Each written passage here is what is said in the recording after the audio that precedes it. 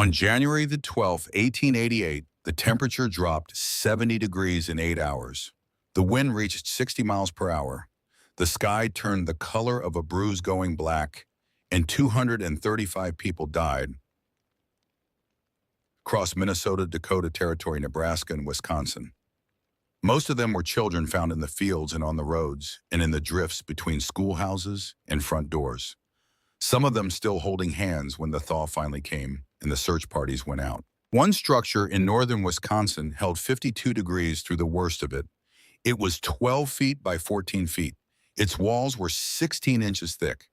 It had been built by a 14-year-old girl with a hand axe and creek clay and the scraps that a logging company had kicked aside and left to rot. This story begins 5 months before that night on the 23rd of August, 1887, when the girl walked into a field of garbage with $9 sewn into the hem of her dress and nowhere else to go. Her name was Mara Asmundsen. Her father had come from Norway as a young man and worked timber claims across the North Country until the work killed him. Her mother had followed him from the same village, raised Mara in a 2-room house near the Tomahawk River, and died of fever in the summer of 1886, 11 months after her husband. Mara was 13 when her mother died. She was 14 when she walked into the Slashfield. In between, she lived in the Henderson household, where she woke before the family and went to bed after them and ate what was left on the plates and slept on a straw tick in the kitchen corner and told herself it was temporary because the alternative was admitting that it was her life. She was a good worker. She knew how to wash and cook and garden and keep small children from hurting themselves. Mrs. Henderson needed all of those things, and Mara provided them without complaint. And the arrangement held for 13 months until Mrs. Henderson caught fever in August and died within a week. The husband remarried before the month ended. A widow from Wausau with 3 children of her own, and a way of looking at Mara that communicated everything without requiring words. The new Mrs. Henderson stood in the kitchen doorway and looked at the straw tick in the corner and looked at Mara and made her assessment in the time it takes to exhale. Mara heard the conversation through the kitchen wall 3 days later. The words were not cruel in the way that requires effort. They were simply practical. There were enough mouths, the Norwegian girl must go. Mr. Henderson gave her $9 the following morning. He explained that this was money her parents had left, that he had held it in trust, that he was sorry for the circumstances that the Lutheran Church in Merrill would help her find a placement with a family who needed domestic help. He said she was a capable girl and would land on her feet. He did not meet her eyes when he said any of it. He did not offer to drive her to town. Mara took the $9 and walked north instead of south. She walked north because her father had described the land near the Tomahawk River the way some men describe a place they love, not with sentimentality, but with specific detail. The kind of detail that means a person has walked the ground many times and paid attention. Good timber, he had said. Cold creek running clear from the ridge. A meadow wide enough for a proper cabin site, and along the bank clay. Better clay than anything in the county, Mara deep and pure, the kind of clay a person could build something lasting from. He had said it more than once, and the repetition had lodged in her memory without her understanding why he emphasized it until much later. The logging crews had come through after his death and taken everything worth taking. That much she had heard. But the land itself remained. No one had filed on it. The timber company had purchased the logging rights and abandoned the claim when the good wood was gone and the land had reverted to the county, and the county had no immediate plans for it, and no homesteader wanted 20 acres of stripped hillside with nothing on it but stumps and debris. So the land sat. Mara had nowhere else to go that she was willing to go. What she found was not what she had imagined, though she had tried to prepare herself for the reality of it. The logging crews had not merely harvested the forest. They had consumed it. The hillside looked the way a carcass looks after the wolves have finished, recognizable in outline, stripped of everything that had given it life. Stumps dotted the slope in irregular rows, some of them taller than she was, their flat tops already weathering gray. Enormous tangles of branches and treetop sections lay where they had fallen, the needles long since turned brown and dry, carpeting the ground in a crackling layer that shifted under her boots. The creek still ran, and she was glad of that, but its banks had been gouged and compacted by the dragging of logs, and the grass along the water's edge had not yet grown back. Everywhere, in every direction she turned, lay the wood the crews had not wanted. Crooked logs that no sawmill would accept. Logs with hollow centers split lengthwise when they fell. Sections too small in diameter to be worth the hauling hardwood species that would sink rather than float downriver pieces that had broken during felling and been kicked aside pieces rotted at one end where they had lain in wet ground too long. The ground was dense with them, a graveyard of timber that the industry had already judged worthless. Mara stood in the middle of it and turned a slow circle. This was what remained. This was what she had to work with. She made camp that first night under a lean-to of branches propped against a fallen pine, built a small fire, and ate the last of the bread the Henderson household had provided. The bread was 2 days old, and she ate it slowly, making it last. The August night was warm enough that she didn't need a heavy fire, but she kept it going anyway because the light was something and the dark Slashfield without it was nothing. She wanted to sit inside. She did not sleep well. She lay on her back and looked at the branches above her and calculated. 6 months before the killing, cold arrived. Less of September ran early. She had $9, which could buy flour and salt and marrow, but not much else. She had a hand axe, her father's, with a handle she had wrapped in rawhide where the wood had cracked. She had the clothes she was wearing and a change wrapped in burlap. She had her mother's Bible, which she did not open, but which she kept near her. She had the knowledge that she could not go back and would not go forward to Merrill and the Lutheran church and placement in another kitchen corner and another family's leftover food. She knew what placement meant. She knew what could happen to a girl alone in another family's house. She had heard enough over 13 months of kitchen work and thin walls to understand the shape of what she was refusing. So she lay in the dark and calculated instead, and the numbers were bad. A proper log cabin required 60 straight logs of at least 8 inches diameter and 16 feet in length. The logging crews had taken every piece of timber that met those specifications. What remained was everything that didn't. A proper cabin needed 6 cords of firewood to carry a person through a Wisconsin winter. 8 cords if you wanted safety rather than survival. Each cord weighed 3,000 pounds. Felling, bucking, splitting, and stacking one cord took a grown man with a proper axe 8 hours of sustained labor. She had a hand axe and 14-year-old arms and no experience with anything larger than a chicken coop. The math was impossible. She knew it was impossible. She ran the numbers twice in the dark to be sure, and they came out the same way both times. She fell asleep sometime before dawn and woke to a Slashfield still gray with morning and started work. Einar arrived on the 3rd day. She heard him before she saw him, the heavy, deliberate footsteps of a man who had spent decades moving through forest, each step placed with the economy of someone who knows that wasted motion over long distances accumulates into exhaustion. He came out of the tree line to the east and stopped at the edge of her camp and looked at her with the steady, assessing eyes of a man who has seen too much death to be surprised by it, but has not grown comfortable with it either. He was a large man going gray with a beard that had gone gray before the rest of him, and hands that looked like they had been carved from something harder than flesh. He wore the worn canvas coat of a man who works outdoors year-round. He stood at the edge of her camp and looked at the hand axe leaning against a stump and looked at the lean-to and looked at her fire, which was small and efficient and gave away nothing about her state of mind except that she had built it correctly. "You are the Asmundsen girl." Not a question. He had known her father. The area was not large, and the Norwegian community within it was smaller still, and her father had been the kind of man people remembered, steady, capable with the particular dignity of someone who had decided what he believed and lived accordingly. She confirmed that she was. He told her that her father had worked the claim before the company purchased the rights. She confirmed that too.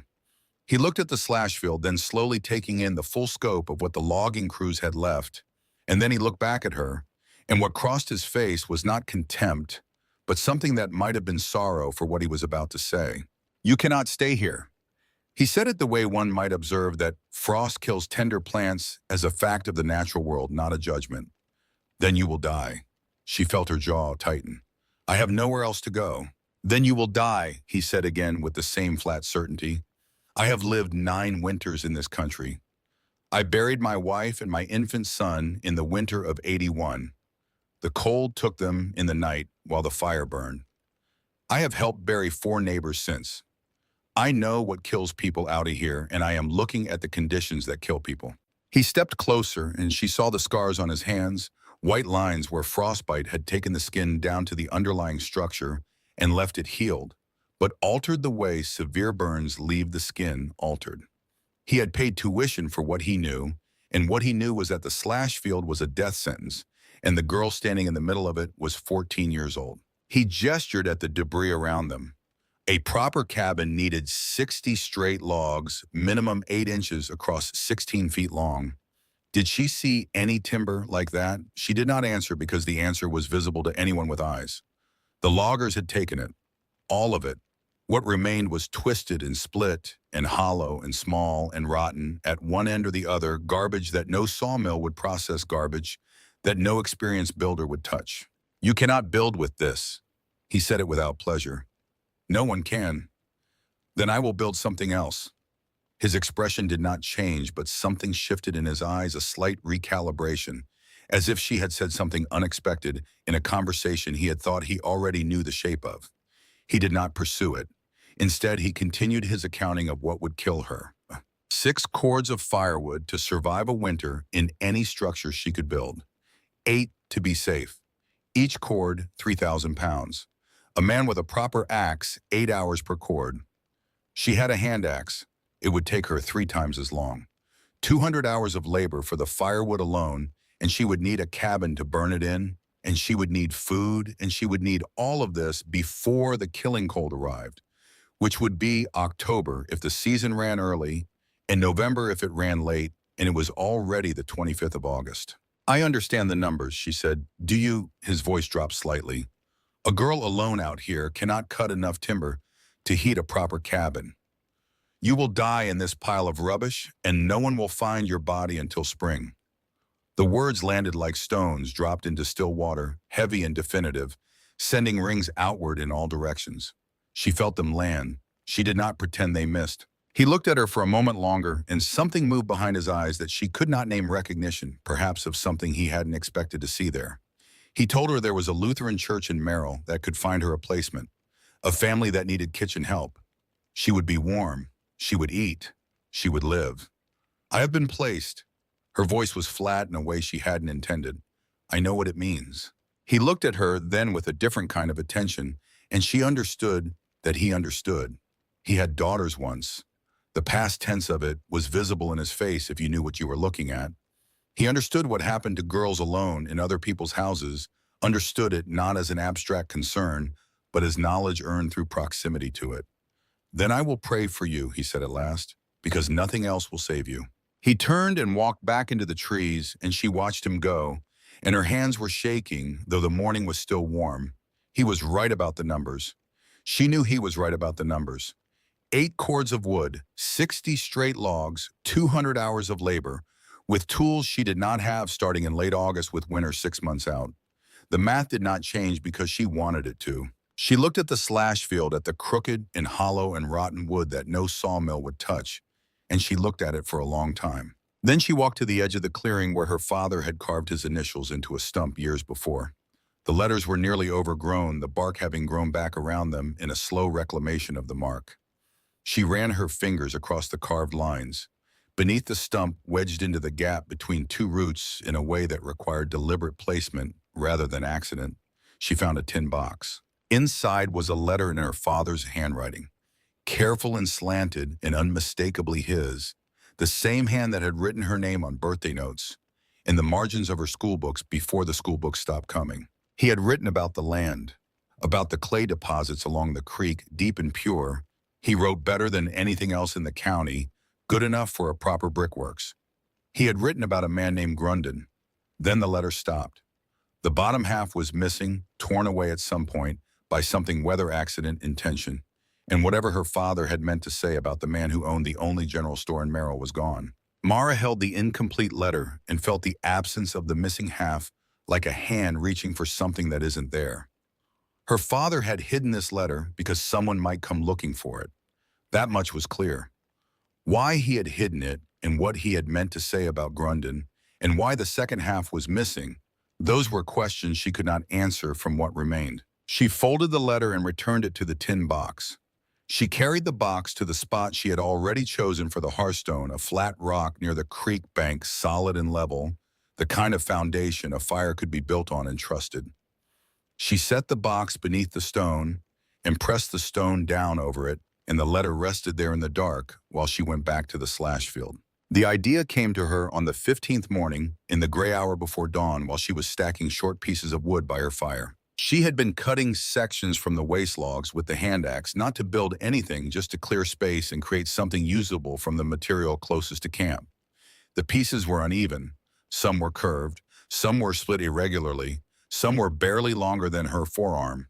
She stacked them out of habit, the way she stacked firewood, with the cut ends facing outward, and the irregular shapes locked against each other in ways that uniform pieces wouldn't have. She stopped and looked at what she had done. The stack was 3 courses high and holding. The irregular shapes weren't a liability, they were interlocking. A curved piece fit against a straight one. A split piece wedged against a round one. The variation that would have made a sawmill reject them was the same variation that made them grip each other without slipping. She thought, what if there were mortar between them? The memory surfaced without being called, the way certain memories surface when the mind is working on something related. Her grandmother's voice years before Mara was born, describing in letters to Mara's mother the old way of building houses in the mountain communities of their home region. Short pieces of wood and clay, because the long straight timber required for conventional construction was scarce in the high country. The peasants had built this way for generations. Her grandmother had called it by a word that Mara couldn't fully remember now. But the description was clear enough. Wood ends mortared together into thick walls, each piece too short to be useful in the conventional sense. All of them useful in this one. She crouched beside the stack and looked at the gaps between pieces. Mud would fill them. Clay from the creek bank would be better dense and cohesive, with enough mineral content to bind when it dried.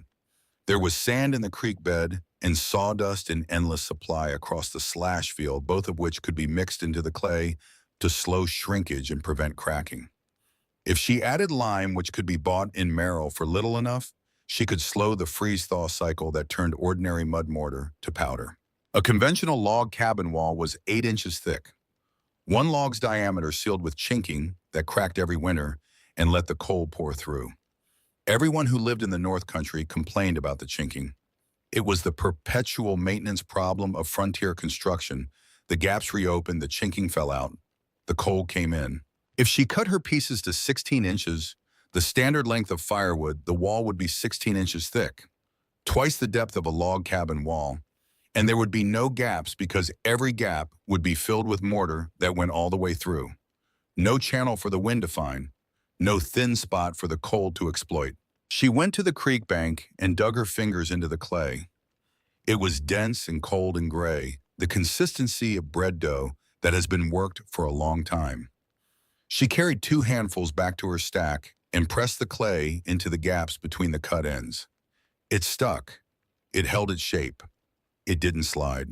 She cut more pieces from a hollow log, the kind Einar had gestured at as an example of garbage, and set them on top of the first courses, pressing clay between them as she went. Then more clay. Then a third course. By midday, she had a test section 3 feet high, ugly and irregular, the logs mismatched in size and shape, the mortar lines uneven where she had applied it with her fingers. She pushed against it with both hands, leaning her full weight into it. The wall did not move. She had not built anything yet. 3 feet of experimental wall was not a cabin, and the winter did not care about potential. But she had demonstrated something to herself that changed the entire problem. The twisted logs, the rotten-ended logs, the hollow logs, the logs too small to mill and too curved to stack conventionally, they were not useless. They were building material. They were, in fact, ideally suited for this specific method, precisely because their irregularity created mechanical interlocking that uniform logs couldn't achieve. The Slashfield wasn't a graveyard. It was a quarry. She ate the last of her bread that evening and began calculating what she needed. A footprint of 12 by 14 feet, small but achievable, larger than she had first imagined when she thought in terms of conventional construction. Walls 7 feet high, because Einar was right that anything less would be inadequate, and she needed to be right about this. Approximately 2,000 log ends at 16 inches length, sorted by diameter. debarked where possible, mortared in courses. She had cut perhaps 40 pieces in the process of building the test section. The full structure required 50 times that number. She had no more bread. She had barely enough to have gotten this far on. She set snares along the creek that evening, using wire she'd found in the collapsed remains of a small outbuilding near the claim's edge. And she set them the way she thought they should be set, spanning the rabbit runs. She could see positioned at what seemed like logical crossing points. 5 days passed, nothing. Her hands shook when she lifted the axe on the 6th morning. When she stood too quickly, the Slashfield tilted and reoriented itself in a way that had nothing to do with balance and everything to do with a body that had been burning its own tissue for fuel. She lay on the straw tick inside the lean-to and looked at the branch ceiling and thought with a clarity that frightened her about Merrill, about the Lutheran church, about a clean floor and a warm stove and a family that needed kitchen help, which was the same as placement, which was the same as a kitchen corner and leftover food, and another set of walls that were not hers. She thought about what could happen in those walls. She lay there for a long time. Then she remembered her father's hands, patient and deliberate, crouched beside the Tomahawk River on a day she had been small enough to sit on his knee and watch. Not across the runs, he had said, not where you can see the path they use. Beside the water where they come to drink before dawn. Low to the ground, loose wire, let them walk into it, not push against it. She had set every snare wrong. She had set them the way they looked like they should be set, not the way her father had taught her. She stood up. She pulled all 7 snares and reset them along the creek bank near the clay deposit, where the ground was soft and the prints were fresh and the water came within 6 inches of the bank. She set them low and loose and patient. The next morning there was a rabbit in the 3rd wire. She skinned it with the hand axe and roasted it over the coals and ate everything, the liver and heart first, the way her mother had done in the years before their situation improved, cracking the bones afterward for the marrow. Nothing wasted. By afternoon, her hands had stopped shaking. She mixed mortar and laid 2 more courses on the test wall before dark. And what she felt was not relief, but something more functional than relief. The recalibration of a person who has come back from the edge of a wrong decision and found solid ground again. The skills you need are already inside you. Her father's voice or the memory of it, patient and unhurried. She had nearly starved because she forgot to use what she already knew. She would not forget again. The cabin's footprint was 12 by 14 feet, which she marked with stakes and string on the ground where the meadow met the tree line on the south side of the clearing. She calculated the wall material, 2,000 log ends at 16 inches sorted by diameter, to maintain consistent course heights, debarked where the wood was sound enough to warrant the labor, mortared with the clay sand sawdust mixture she had been refining over the past week. She had been adding sawdust at a ratio of roughly 1 part sawdust to 4 parts clay, and the test wall had not cracked in the first week of curing, a small confirmation, not proof. By the end of the first week of construction, she had 300 pieces cut and sorted. Her hands had blistered, and the blisters had bled, and the skin had begun the process of hardening into callus. Her shoulders ached with a sustained low-grade constancy that she had stopped noticing because noticing it required energy she couldn't spare.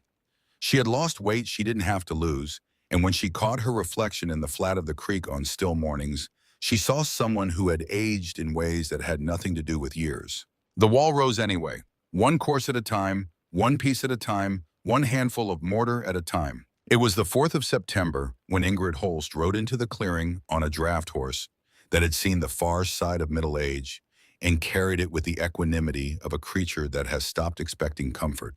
She was a Norwegian widow, somewhere in her middle 30s, with the kind of face that had been weathered by outdoor work into something that didn't signal mood easily, and hands that looked like they had been formed by decades of work that required grip. She had a homestead 2 miles north. She had 2 sons, Carl, who was 12, and Finn, who was 9, and she had been running the claim alone since her husband was killed by a falling tree in 1885. She had heard about the Asmundsen girl. Everyone within 20 miles had heard something about her by now. Ingrid had come to see whether the something had any substance. She climbed down from the horse and walked a slow circuit around the foundation. The first course of cordwood wall was 8 inches above the stone foundation. 16-inch log ends, mortared in place, end grain, Facing outward, a rectangle 12 by 14 feet that was unmistakably real and equally unmistakably unlike anything anyone in the county had built before. "What is this?" Ingrid's voice carried no judgment, yet only assessment. Mara continued mixing mortar. "A cabin." "This is not a cabin. This is a woodpile. The pieces are too short to rot through. The mortar seals every gap. The wall will be 16 inches deep when it's finished. 16 inches of what firewood? Wood and mortar all the way through. There are no gaps for wind to enter." Ingrid crouched beside the foundation wall and ran her fingers along the mortar lines, pressing with her thumb against the joints. She stood and pushed with her palm. The wall did not flex. She pushed harder. It did not move. "The mortar will crack," she said. "When the freeze comes, the water in the clay expands. By December, you'll have gaps you could put your fist through." "I'm mixing lime with the clay. It slows the process. When the wind comes, when a January gale hits these walls at 40 miles an hour, it will find the gaps. The mortar goes all the way through the wall. There's no channel for the wind to follow." Ingrid stood and looked at the Slashfield and then at Mara, and then at the wall rising from the stone foundation. Something in her expression shifted in a way that was not agreement, but was no longer certainty either. She had arrived expecting to confirm that this was foolishness. The wall would not cooperate with that expectation. "You are betting your life on this," she said. "Yes. If it fails, you will have no time to build another before winter." "I know. And you will die." "I know." There was a silence between them that lasted long enough to have weight. Then Ingrid reached into her saddlebag and produced a bundle wrapped in cloth, which she set on a nearby stump without fanfare. Dried venison. She said she had more than she needed. She said she was not asking for payment. She said she was asking Mara not to die and compound her conscience. At the tree line, she stopped and looked back. "The walls will not hold." Her voice carried the particular tone of someone who hopes they are wrong. "But I hope I am wrong." Then after a pause, "My youngest Finn, he's 9 and there's no school within 30 miles. If you are still alive at the end of the month, you will teach him to read. 1 afternoon a week. That is my price." She rode into the trees and was gone. Finn Holst arrived the following Tuesday. He came on foot, walking 2 miles from his mother's homestead, with a slate under his arm and the face of a boy who has developed a healthy skepticism toward adult claims about what is possible. He stood at the edge of the clearing and looked at the cordwood wall, which had risen to 2 feet in the week since his mother's visit, and the expression he wore was the same one Ingrid had worn, not contempt, but a suspended judgment that wanted to see more before committing. He walked closer. He touched the mortar with one finger the way a person touches something they can see as real but cannot quite integrate with what they expected. "Is this going to be a house?" His voice was careful, giving nothing away. "It will be. It looks like a woodpile. Your mother said the same thing." He came close to smiling. Didn't quite. But the suspended judgment shifted slightly in a direction that suggested he was willing to withhold the verdict a while longer. He learned the alphabet in 2 sessions. By the 3rd week, he was sounding out short words, his finger tracking beneath the letters, his lips moving in the focused, effortful way of someone learning a physical skill. By the 4th week, he was reading simple sentences, slow and deliberate, but actually reading, not reciting from memory. He came every Tuesday without needing to be reminded, and he began bringing things. A handful of nails from his mother's barn, a length of rope that had been coiled behind a post unused for 2 seasons. Once a jar of pickled beets that he carried 2 miles without dropping or opening. "For the warm house," he said, each time setting whatever he brought on the growing shelf Mara had built inside the unfinished walls. He had named the cabin before it had a roof. He found the dog on a Tuesday afternoon in late September, running into the clearing with mud on his knees and the particular expression of a child who has encountered something that requires adult intervention, but is not sure the adults will agree. There was a dog in the old logging dump near the creek. Someone had left it there. It was so thin, you could see the architecture of its ribs through the matted fur. Mara did not want a dog. The arithmetic of her situation did not have room for another mouth. She said so, and she said it plainly, and Finn looked at her with the eyes of a 9-year-old boy who had watched a falling tree take his father and understood at some level below language what it meant to be left somewhere you weren't supposed to be left. She went to look. The dog was wedged under the collapsed frame of an old timber company outbuilding, huddled in the minimal shelter it provided. Medium-sized, indeterminate in breed with a coat that had been matted into sections by neglect and weather. It did not growl when she approached. It did not wag its tail. It looked at her with the particular stillness of a creature that has made its peace with whatever comes next and is simply waiting to find out what that is. She had worn that expression herself for 13 months in the Henderson kitchen. "Come on then," she said. The dog followed her back to the clearing and lay down beside the unfinished wall as though it had always lived there. Finn named it Rune after a dog his father had kept before the tree fell, which was as close to honoring his father as he had found a way to come since then. That night, for the first time since Mara had walked into the Slashfield, something slept beside her. Rune curled against her back, bony and warm, the warmth of a living body that asked nothing except proximity, and the sound of its breathing filled the lean-to in a way that the silence had not.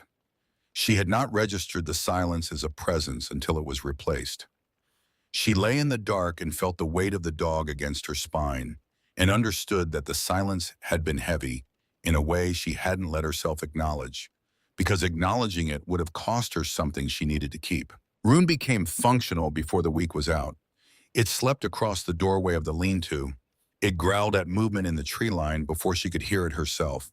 It followed her to the creek and back to the mortar pit and back to the slash piles and back with the steady devotion of a creature that has chosen its person and intends to take that choice seriously. When Finn came on Tuesdays for his lessons, Rune lay beside them on the ground with its chin on its paws and exhaled with a contentment so total it sounded like something had been resolved. The first time Finn laughed in the clearing, really laughed the unguarded laughter of a child who has forgotten for a moment to be careful, was because of something Rune did. Mara did not remember afterward what it was exactly, only the sound of it, which was the first laughter that had happened in that space since she'd arrived, and which left something in the air after it faded that hadn't been there before. The walls reached 2 feet by the end of September. Mara walked the perimeter each evening as the light failed, running her hand along the top course, pressing the mortar joints, looking for cracks or separation. None appeared. The test section she had built 3 weeks earlier had gone through its first night below freezing and come through without splitting. Small evidence, not proof. But she was building on it anyway because it was what she had. On the last morning of September, she walked to the edge of the clearing before starting work and stood for a moment looking at what she had made. A rectangle of cordwood wall 2 feet high, rising from a foundation of dry stacked stone she had pulled from the creek bed and fitted together over 2 weeks of evenings. The walls were ugly in the way that honest things built under difficult conditions are ugly functional before they are beautiful, committed to standing rather than to appearance. They were not what anyone would have built if they had a choice of materials and time and assistance. They were exactly what could be built from what she had. Einar Fellstad returned on a morning in late October, appearing at the tree line the same way he had the first time, the heavy, deliberate footsteps, the gray beard, the hands like carved oak.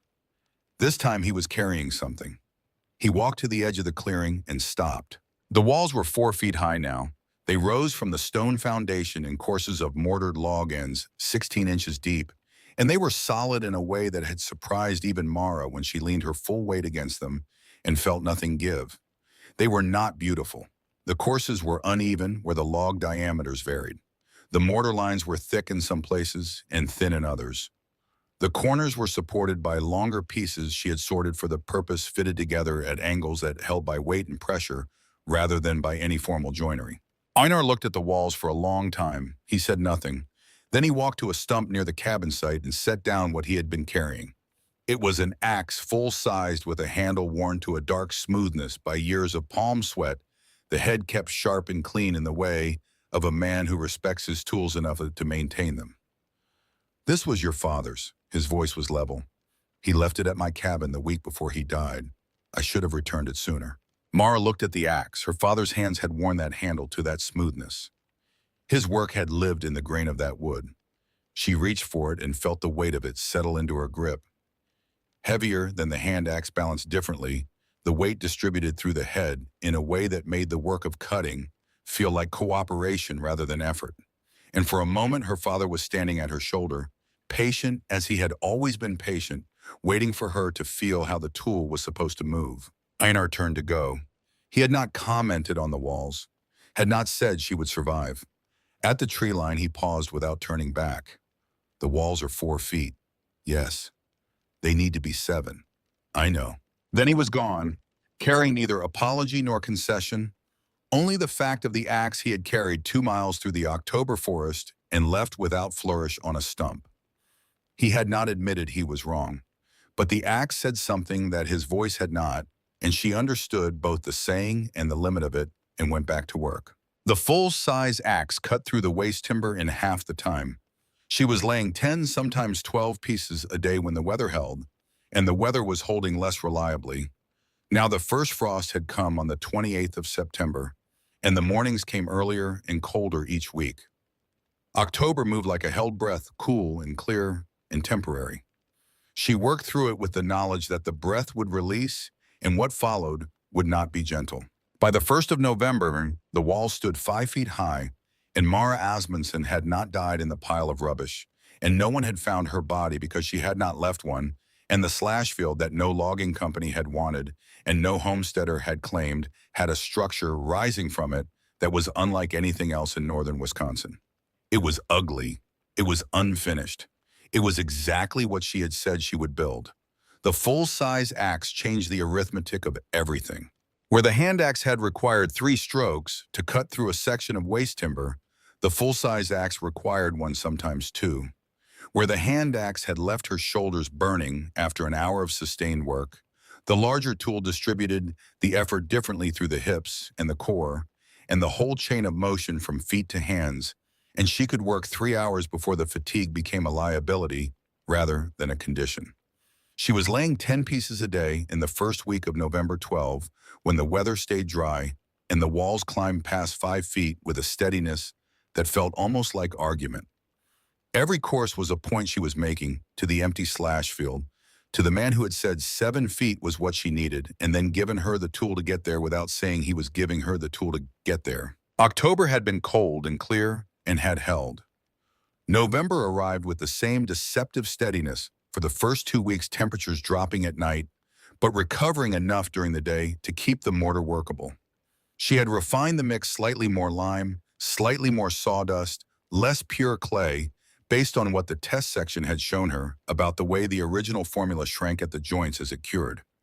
The revised mortar set slower and cracked less.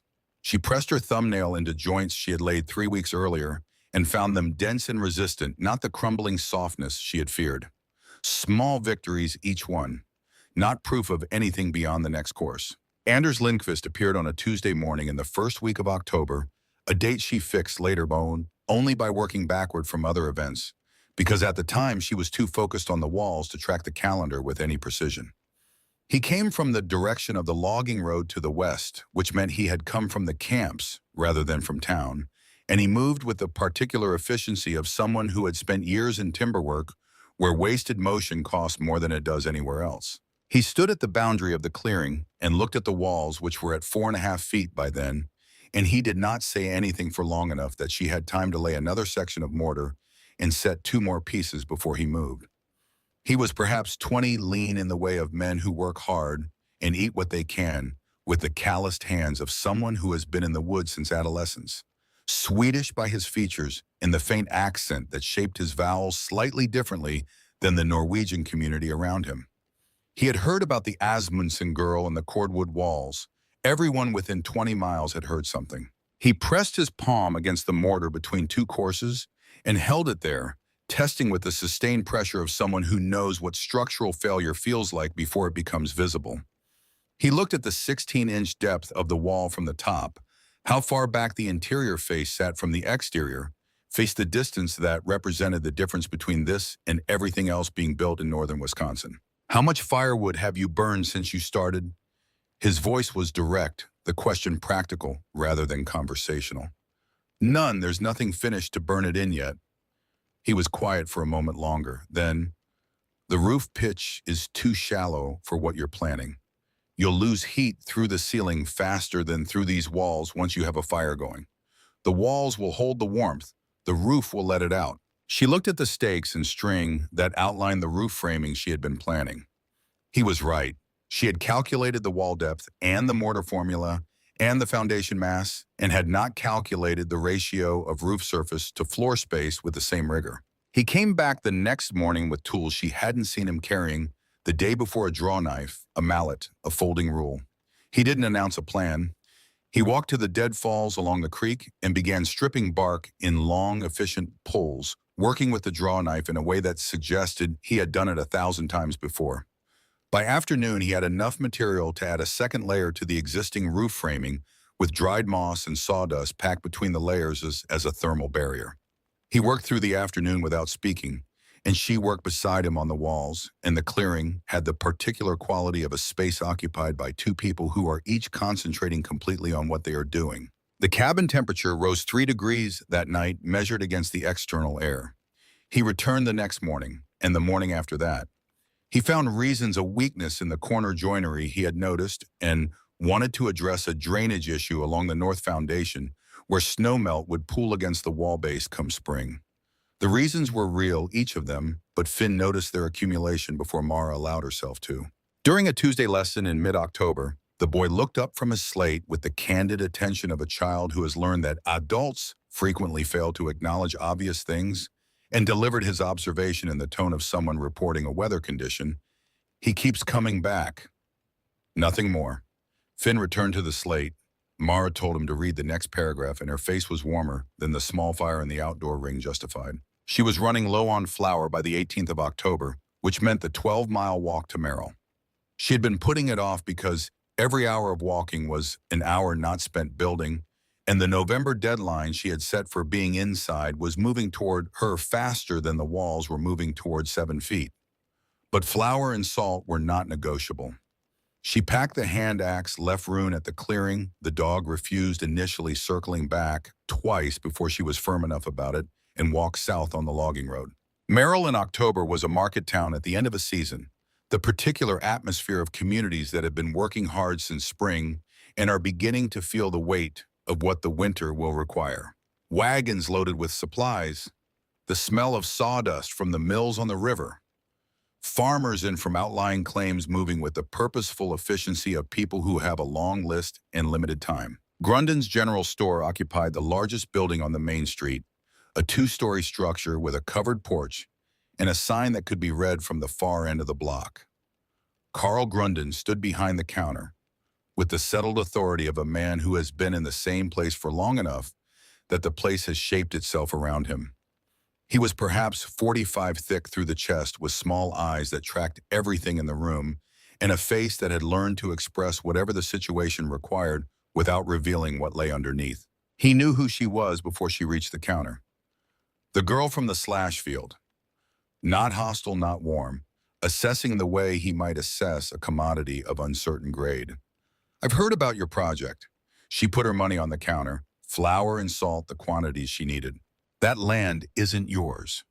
He began filling her order without hurry, measuring with the practiced ease of a man who has done it 10,000 times. Timber rights were company property. When they abandoned the claim, the land reverted to the county. "You're occupying public ground without authorization." "The county hasn't objected." "Not yet." He set the flour on the counter. "But I've written to the board. A child can't hold property. When you freeze this winter, and you will freeze, I don't want there to be any confusion about who the land belongs to." She took her order and held his gaze for a moment longer than was comfortable. He did not look away. He had the eyes of a man who has won most of his arguments by the time the argument begins. Then as her hand touched the door, he said it, the thing that stopped her cold on the threshold, the thing that she would carry back to the Slashfield and turn over in her mind through every hour of work that followed. "Your father had the same foolish attachment to that land," casually, as if he were commenting on the weather. "Look where it got him." She turned. He was wiping the counter with a cloth, his face expressing nothing beyond the mild engagement of a man completing a routine task. She asked him what he meant. He told her that accidents were accidents, that the land had buried better people than her, and wished her a good day. She walked the 12 miles back to the Slashfield with the flour heavy on her shoulders and the question heavier in her mind. Grunden had spoken as though he knew something about her father's death that went beyond the public account: a falling tree, a steep hillside. The kind of accident that happened to loggers with sufficient regularity that it barely warranted investigation. He had spoken about it as a consequence, as something that followed from a decision her father had made about the land rather than as an unrelated event that had simply occurred. She thought about the incomplete letter in the tin box under the hearthstone. She thought about the missing second half, the torn edge, the name Grunden, written just before the break. She could not pursue it now. She had walls to build and a deadline that did not care about her father's history or Grunden's implications. She filed it in the place where she filed things that were real and important and not yet actionable, and went back to laying mortar. The second letter found her on a Thursday in early November. She had been dismantling a collapsed logging outbuilding a quarter-mile from the clearing, salvaging the doorframe, the only sound piece of dimensional lumber in the entire Slashfield, for her cabin entrance.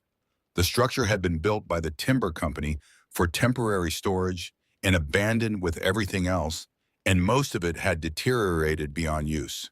But the doorframe was Douglas fir old growth and had stayed dry enough under the partial shelter of the collapsed roof to remain sound.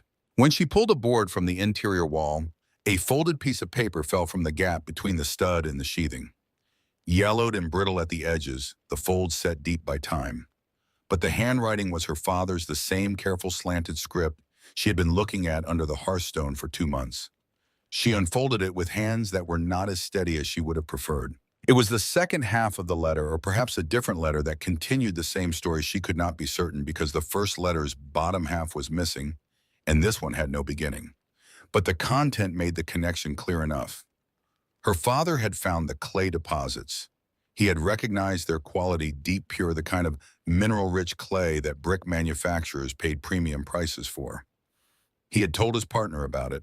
His partner was Carl Grunden. They had agreed to file a joint claim on the land once the timber company's lease expired, a business arrangement between two men who had apparently trusted each other. They would build a small brick works together. The clay was good enough to supply a regional market. The numbers were sound.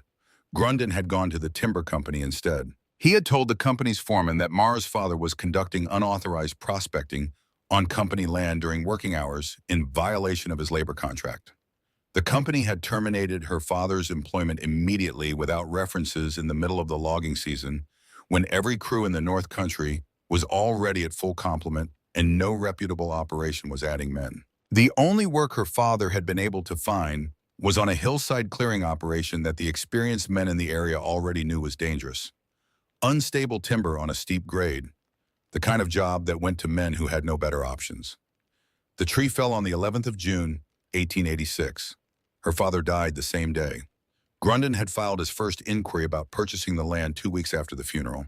The last lines her father had written, perhaps knowing something was wrong, perhaps only prudent in the way of a man who has already been betrayed once and understands now that prudence is not optional, were direct. If anything happens to me, the land is Mara's. Grunden owes me. He owes me everything.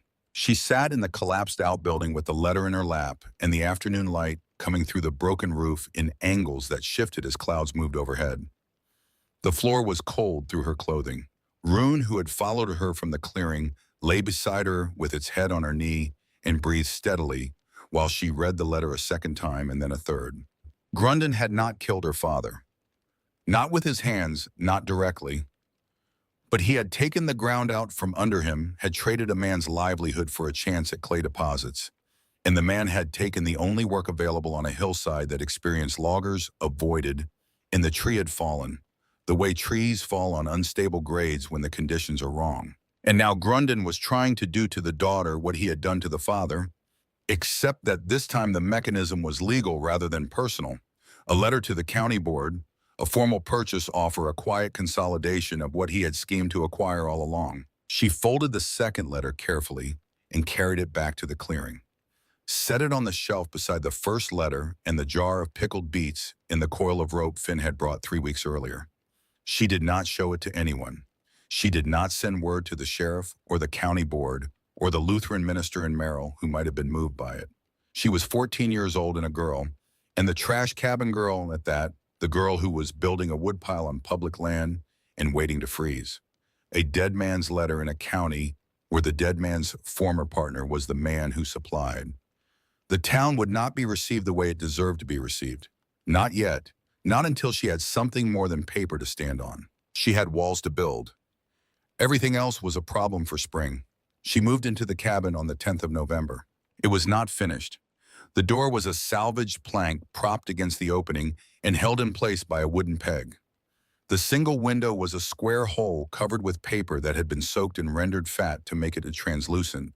It admitted light and stopped the wind, but communicated nothing about the world outside beyond whether it was day or dark.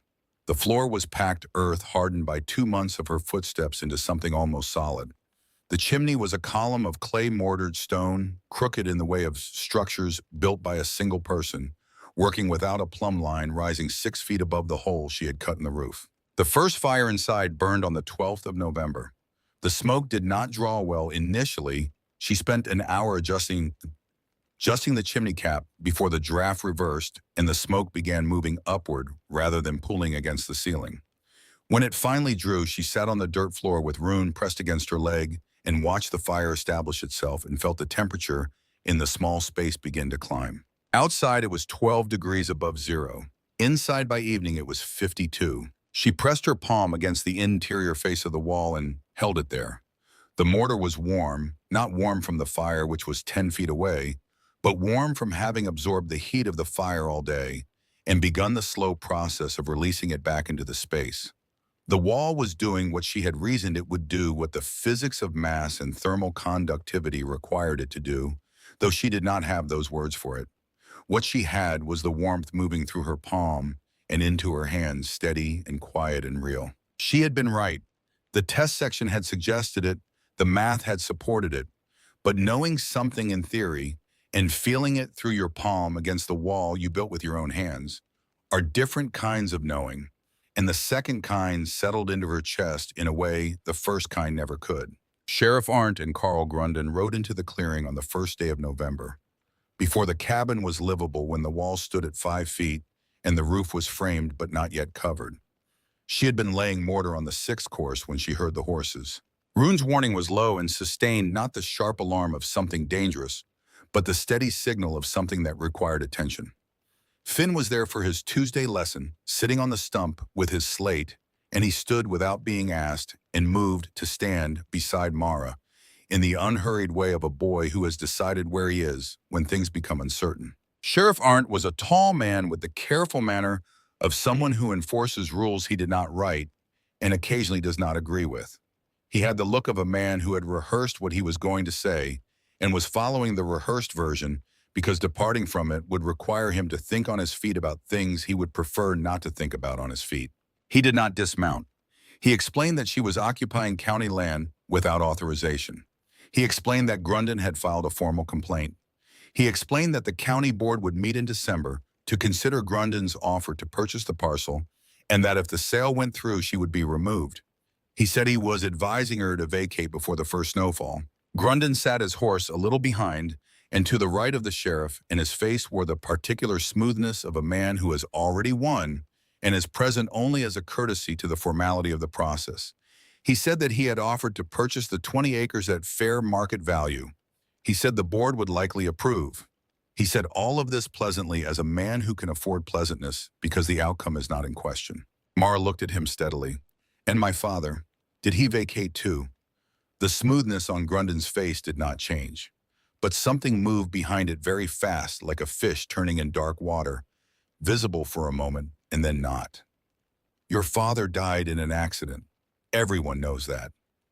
Everyone knows, Mara said, and stopped there and let the echo of it sit. Arndt shifted in his saddle. He apologized. He said he was sorry. He meant it. She thought he was a decent man in a position that required him to do things decent men are sometimes asked to do. They rode away, and the clearing felt different. After they were gone, not emptier exactly, but altered the way a room is altered by a conversation that has changed the terms of something. That night, she sat inside the unfinished walls with a fire that was still learning to draw properly and looked at the 2 letters on the shelf above the stone she used as a table. She had no lawyer. She had no money for one. She had no adult who would speak for her in the county seat, no family name that carried weight in Merrill, no standing in any room where decisions about land were made. She was 14 years old, and the law governing property in Wisconsin did not recognize her right to hold it, regardless of what her father had written in any letter. She could leave. She knew how to do that. She had done it once already from the Henderson kitchen, and the walking was not the hard part. The hard part was what waited on the other side of the leaving. She sat with that for a long time, and Rune lay beside her with its chin on her knee, and the fire made its small sounds, and outside the November dark was full of the particular silence of northern Wisconsin in the weeks before the first serious snow. Finn arrived early the next morning with his slate and a bundle from his mother potatoes, and a smoked fish wrapped in cloth that still held some of the warmth of the house it had come from.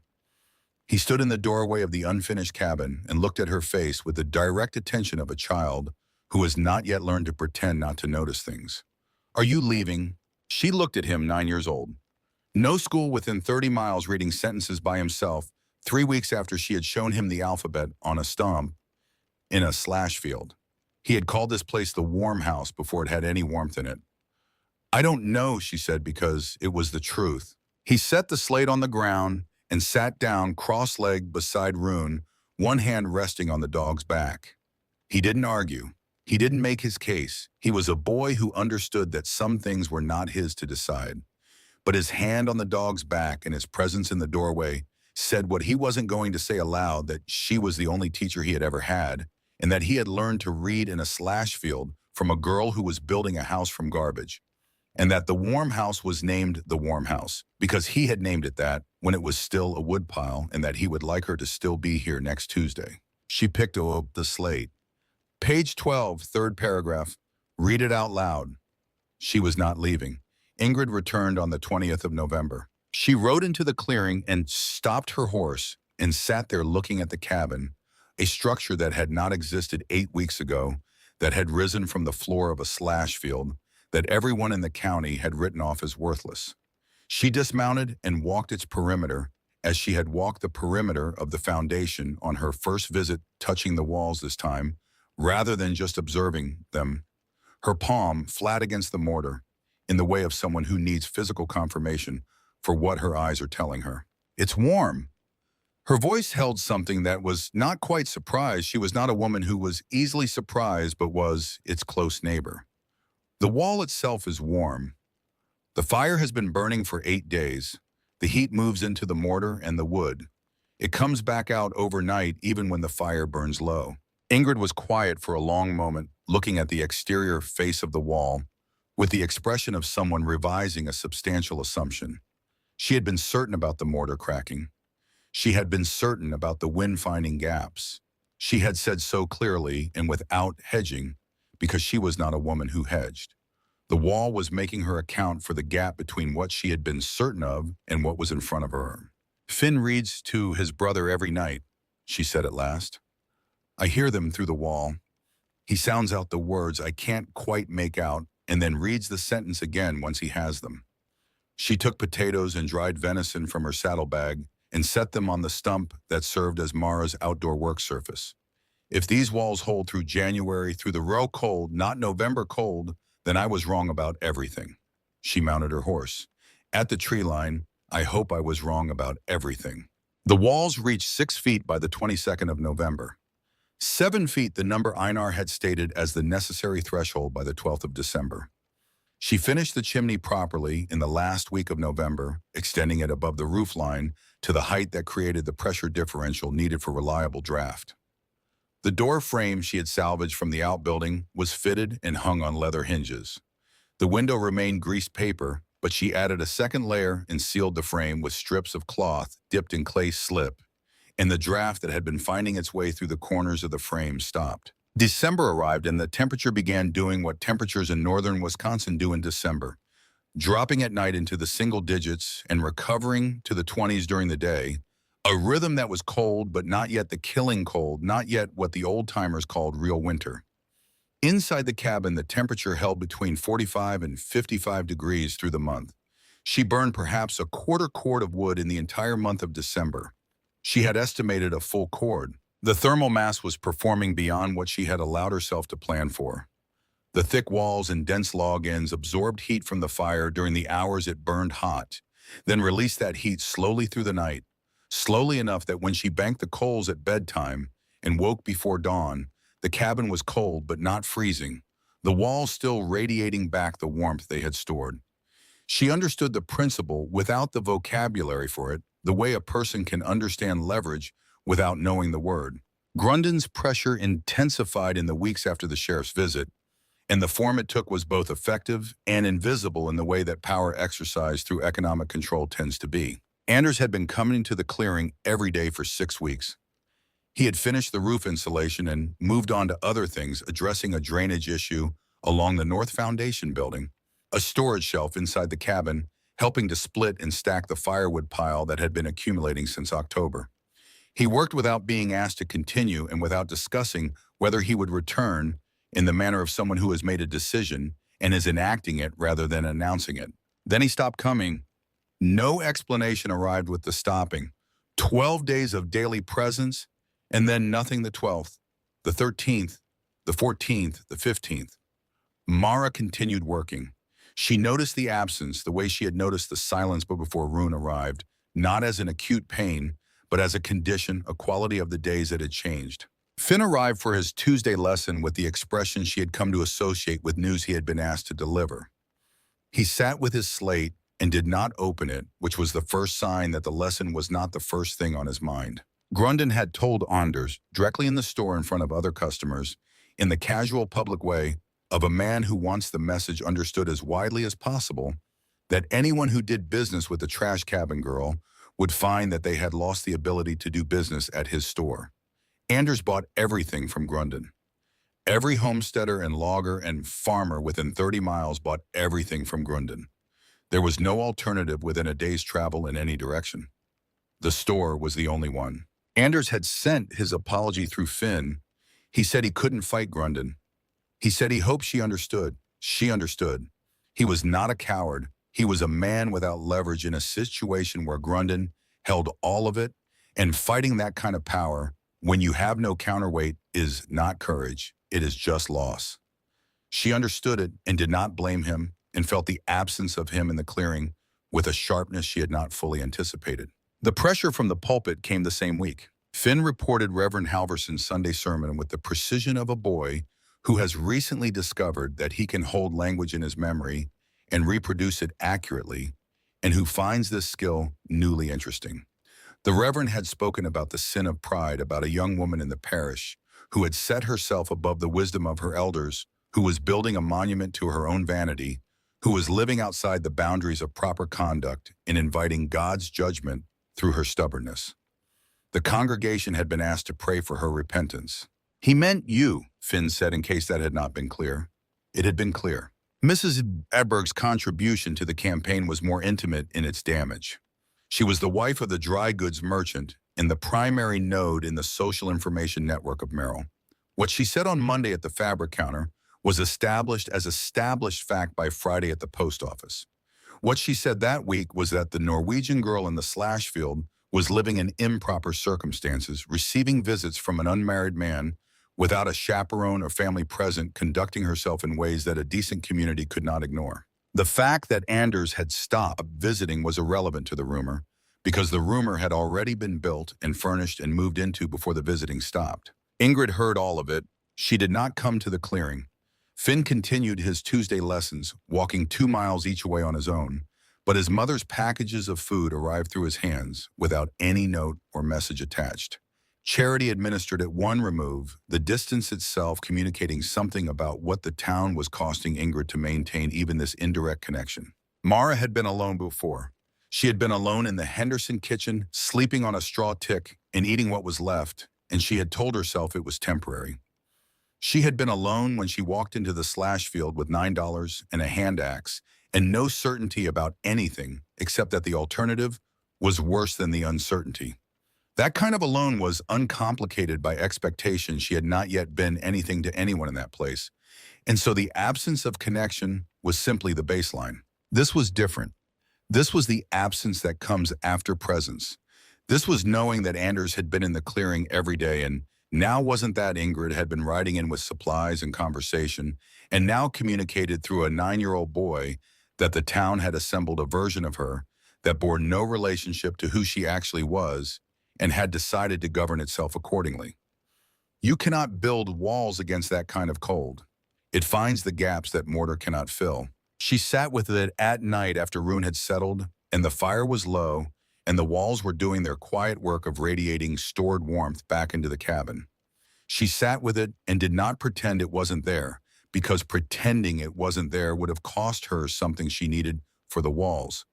Then she got up in the morning and mixed mortar. Finn arrived one Tuesday afternoon not with his slate, but with a folded piece of paper that he handled with the careful attention of a boy who has been told this matters. His mother had given it to him at the door of their homestead and told him not to open it before he got there. He had not opened it. He handed it to Mara and waited. Inside a county land deed. 20 acres the parcel that included the Slashfield and the creek in the meadow where the cabin stood. Purchased from the county board for $14 in cash plus filing fees. The board had met 3 days earlier. Grunden had offered 12. Ingrid Holst had offered 14. The board, which had a preference for transactions it did not have to think about too hard, had accepted the cash in hand over the promise of cash to come.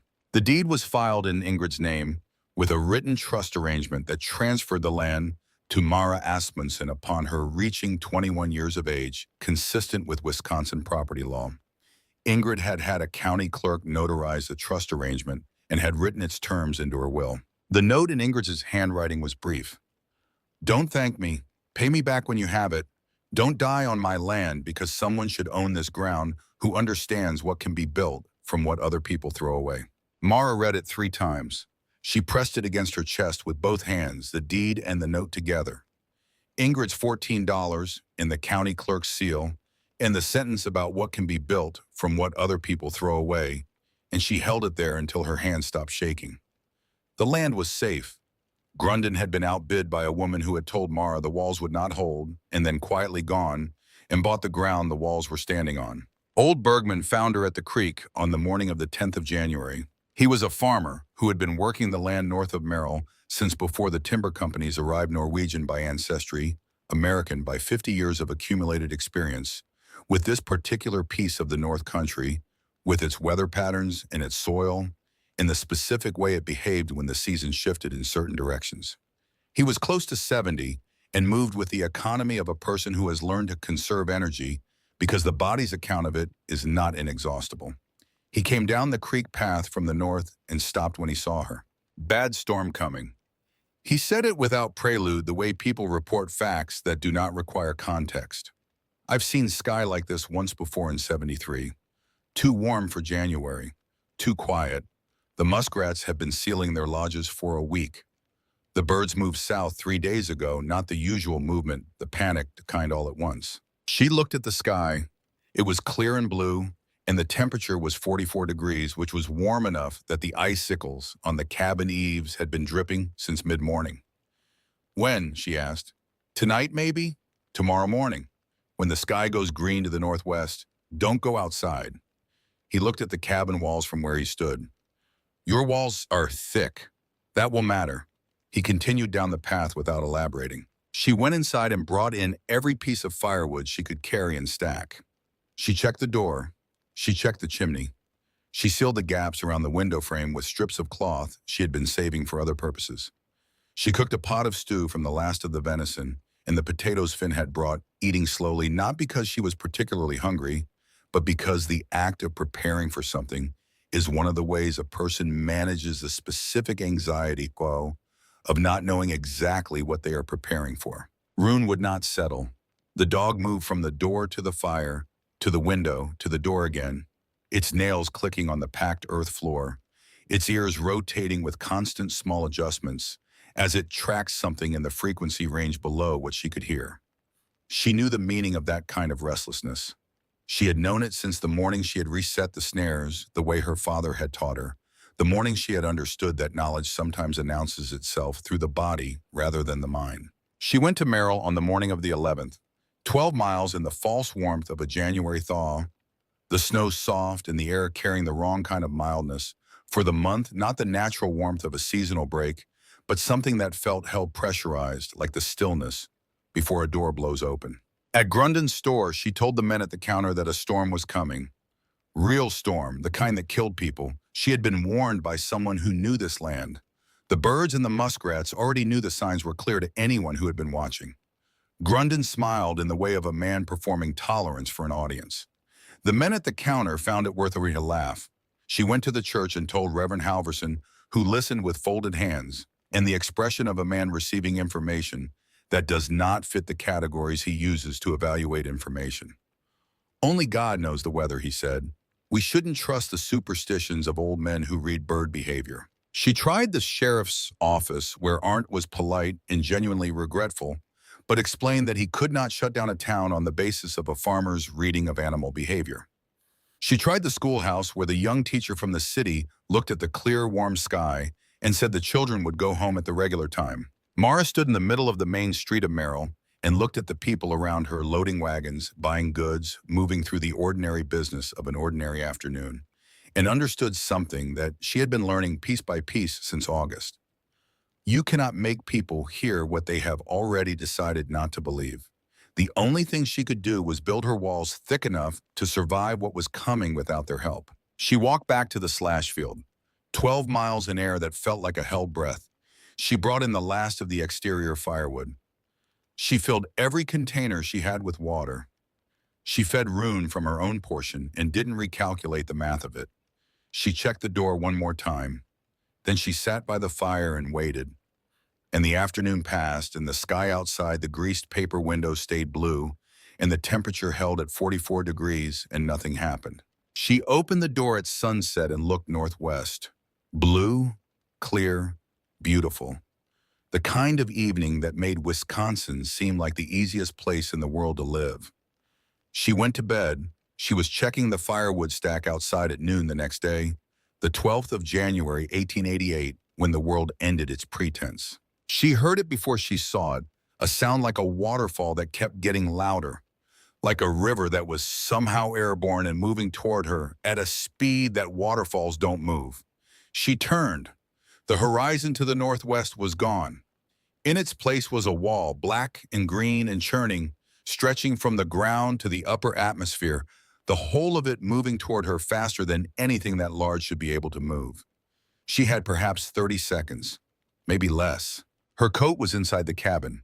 She had taken it off that morning to use as an additional layer over the coldest corner of the north wall, a precaution she had taken after noticing that corner ran a degree or two cooler than the rest, and she had not put it back on when she stepped outside because the day was warm enough and she was only going as far as the woodpile. She ran. The wind hit her before she reached the door, hit her the way walls hit people, not the yielding push of ordinary wind, but a physical impact that drove the breath from her lungs and dropped her to her hands and knees before she understood it had happened. The temperature dropped 20 degrees in the time it took her to stand up, then dropped more. The cold was not like cold she had experienced before. It was aggressive, purposeful, finding every exposed surface with a speed and completeness that felt like intention. She could not see the cabin. She could not see anything beyond the wall of horizontal snow that had replaced the air. She felt along the ground until her hand struck wood, the edge of the firewood stack along the south wall. She followed the stack piece by piece, hand over hand, until her palm found the cabin wall, and then she followed the wall to the doorframe, and then she found the latch by touch and wrenched it and fell inside. The door slammed shut behind her. Rune was already against the far wall, pressed into the corner, trembling in the sustained deep muscle way of a creature whose nervous system is registering danger at every frequency simultaneously. The baked coals in the stove still held heat. She fed them with shaking hands and watched the fire catch and begin to climb, and the temperature inside the cabin was 41 degrees and rising, and outside the sound was unlike anything she had heard before. Not a storm sound, but a siege sound, continuous and absolute. She held her hands near the stove, not against it, not touching the metal, but close enough that the radiant heat could work on the damaged skin without shocking it. Her grandmother had described this once in a letter that her mother had read aloud, a letter about a neighbor's child who had been pulled from a snowbank and held too close to the fire and had lost 3 fingers to the damage that followed. You warm them back the way the cold took them, her grandmother had written slowly with patience, letting the blood find its own way home. Forcing it only closes the doors you need open. The fingertips cycled from white to mottled purple to a red that hurt in the specific way that healing hurts the pain of blood returning to places it had been driven from. She accepted the pain as information and kept her hands at the same distance from the stove and watched the temperature gauge she had mounted on the interior wall climb past 45 past 50 to 52 where it stabilized. Outside, the temperature was dropping with a speed that had no precedent in anything she had experienced. At 9 in the evening, it read 11 below zero. At midnight, 30 below. She did not open the door again after midnight because the reading at midnight was enough to tell her that opening the door was a transaction she could no longer afford. Rune had stopped trembling by 10 o'clock. The dog lay beside the stove on the piece of folded canvas Mara had put there for it in November, chin on paw's eyes, tracking her movements with the steady attention of a creature that has decided its job is to monitor its person and is executing that job with full concentration. She pressed her palm against the interior wall. The mortar was cool to the touch, not cold, not the cold of a wall that has lost its stored warmth to the night. Cool and holding and already beginning to give back what it had gathered over the past 8 days of fire. At some point in the first hour of the 13th, while the temperature outside reached depths she could no longer measure, and the sound of the wind had ceased to be a sound and become instead a condition of existence, Rune raised its head. The dog did not growl. It looked at the door with the fixed, absolute attention of a creature that has heard something specific within a frequency that the storm had buried under everything else. The ears moved in small adjustments, triangulating. Then Mara heard it too. Beneath the freight train roar, underneath the siege of it, a sound that did not belong to the storm. Rhythmic, deliberate, someone knocking on wood. She crossed to the door and pressed her ear against the plank and listened. And through the wood, through the storm, she heard a voice. Barely, frayed at the edges by the wind and by whatever the person outside had already spent getting here. Please, the word stripped of everything except its function. Please let us in. She opened the door. The wind came in first horizontal, an immediate driving snow against the back wall before she had registered what she was seeing. 2 adults and 3 children, the adults carrying the smallest child between them, all of them coated in the white of people who have been moving through a blizzard for a long time. The child being carried was not moving. Eric Halverson and his wife Clara. Their 3 children. Their cabin roof had gone under the snow. Wait, an hour earlier, the timbers had cracked in sequence. Clara told her later, like a sentence being spoken, one word at a time, and then the center had dropped and the snow had come in, and Eric had grabbed the children in the dark, and they had run into the white because running into the white was better than staying under what had just been their roof. Get to the stove. Mara had the smallest child, the girl 4 years old named Bet, before Clara had finished crossing the threshold. The child was not unconscious. She was somewhere past the state where consciousness is the relevant question. Her lips had a color that had nothing to do with cold as a temporary condition and everything to do with cold as a process that was completing itself. She did not put the child near the fire. She sat on the floor with her back against the south wall, the wall that faced the fire and had been absorbing its heat all the day, and held the child in her lap and wrapped her own coat around them both and placed the child's hands between her own hands and held them there. The wall behind her was radiating steadily. The coat trapped that warmth and the warmth of Mara's body, and she held the child's hands between her palms and applied gentle, sustained pressure, working the circulation back into the fingers by increments so small they were nearly imperceptible. This was the knowledge her grandmother had sent across an ocean in a letter that her mother had held and passed on. Not dramatically, not as a lesson, just as information offered in context, the way people who know things pass them to people who will need them without knowing when the need will arrive. It had traveled 3 generations to reach this moment, and Mara received it the way you receive something you didn't know you were carrying until the occasion for it presents itself, and the knowledge is simply there, complete and certain, as though it had been waiting. The child's fingers began to cycle, white to mottled, mottled toward red. Mara kept her hands in the same position, the same pressure patient, with a patience that was not calm. She was not calm. She was operating at a level of sustained intensity that had no room for calm, but was something more durable than calm. The patience of someone who understands that the outcome depends entirely on the quality of attention brought to the next 5 minutes. Bet's eyes opened 40 minutes later. She looked at the ceiling of the cabin and then at the woman holding her hands, and she did not cry. She said, "Where is Papa?" And Clara, sitting against the east wall, exhaled a sound that contained several months of accumulated dread, finally releasing. They were not the last to knock. Mrs. Edberg came 20 minutes after the Halversons. She arrived with her 3-year-old son, Thomas, pressed against her chest, his face buried in her coat.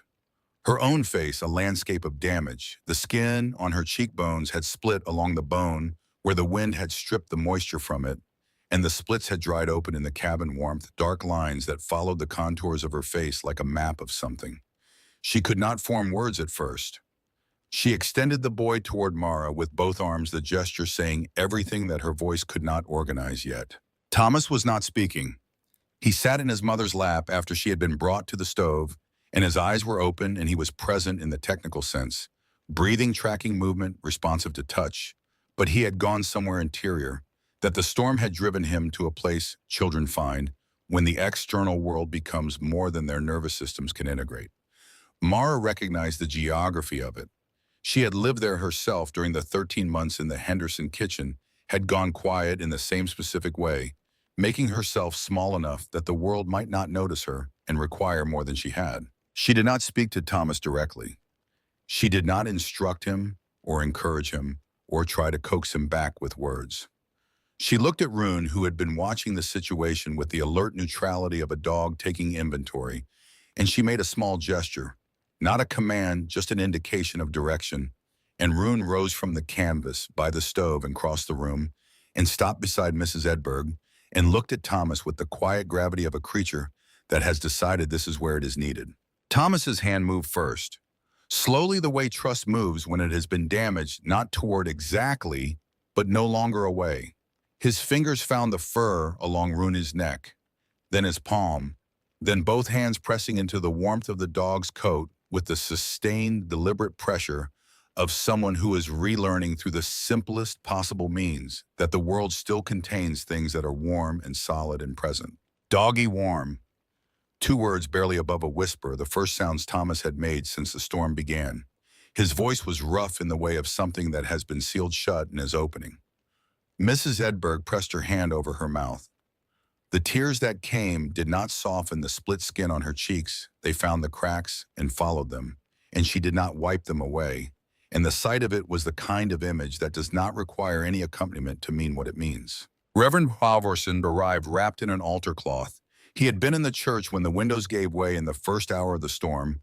The lead came loose in the wind, and the glass came after, and the temperature inside the building had dropped 40 degrees in 20 minutes. And he had taken what he could find and walked the half-mile to the cabin he had preached against from his pulpit, because it was the only structure between the church and the river whose walls he believed were likely to still be standing. He did not say this directly. He came through the door with the altar cloth wrapped around his head and shoulders and said nothing beyond the information that the church windows were gone, and Mara said, "Get to the stove," and he got to the stove. The widow Angstrom came after him, 53 years old, alone, since her husband's death, her cabin holding until the fire went out, and her hands became too stiff with cold to restart it. She arrived apologizing for the intrusion, as though arriving at a place of warmth after your fire has gone out, in a blizzard were a social imposition rather than a survival decision. Mara put her next to the stove and told her to stop talking and get warm. The Brandt family came as a unit, father, mother, the twin boys who were 8 months old and had been held against their mother's body inside her coat for the duration of the walk. Martin Brandt's ears were the wrong color on the outer margins, the frostbite damage already established, the tissue having crossed the line between at-risk and compromised. Mara looked at his ears and then at the space left in the cabin and began the spatial calculation of 18 people in a room built for one. 18. That was the count when she had attended to everyone and taken inventory of the room. Eric and Clara Halvorsen and their 3 children, Mrs. Edberg and Thomas, Reverend Halvorsen, the widow Angstrom, the Brandt family of 4, 3 more she knew less well, a farming family from the south end of the county whose name she would not learn until the storm was over. Herself, Rune, 18 people in 12 by 14 feet.